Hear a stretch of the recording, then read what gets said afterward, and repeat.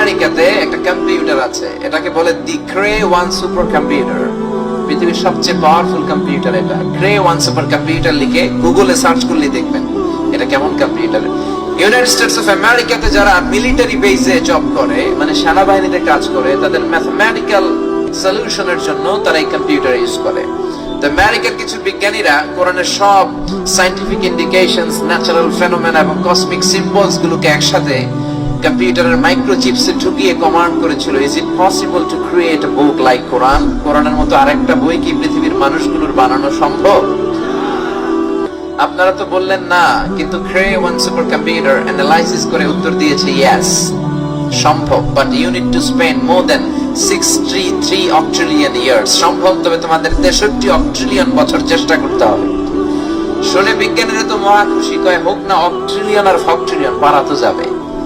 কিন্তু numerical science বলে octillion পর্যন্ত হায়াত পাওয়া তো মানুষের সম্ভব না। 63 অক্ট্রিলিয়ন বছর বাঁচবো কেমন করে? 63 বছরই তো আমরা বাঁচি না, ঠিক কিনা?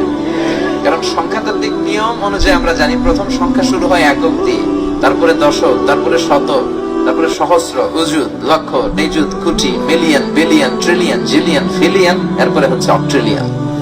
তাও 1, 2, 3 অক্ট্রিলিয়ন নয়, 63 অক্ট্রিলিয়ন বছর যদি আমরা সবাই হায়াত পাই, আর আমাদের মেধা, মনন, ক্যাপাবিলিটি, আমাদের ইন্টেলেকচুয়াল পাওয়ার সবকিছু একসাথে মিলিয়ে যদি আমরা কোরআনের মতো আরেকটা বই বানাতে যাই, তাহলে কম্পিউটার বলেছে পারহ্যাপস, মেবি সম্ভব।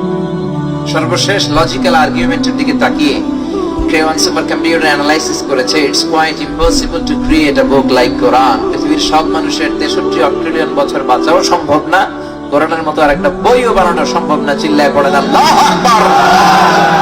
ওই কোরআন আজ আমাদের মধ্যে আসরা নাই। এই কোরআন পড়লে মুমিনদের অন্তরকে নরম করে দেয় কে? ওয়া ইযা তুলিয়াত আলাইহিম আয়াতুহু যাদাতহুম ঈমানা।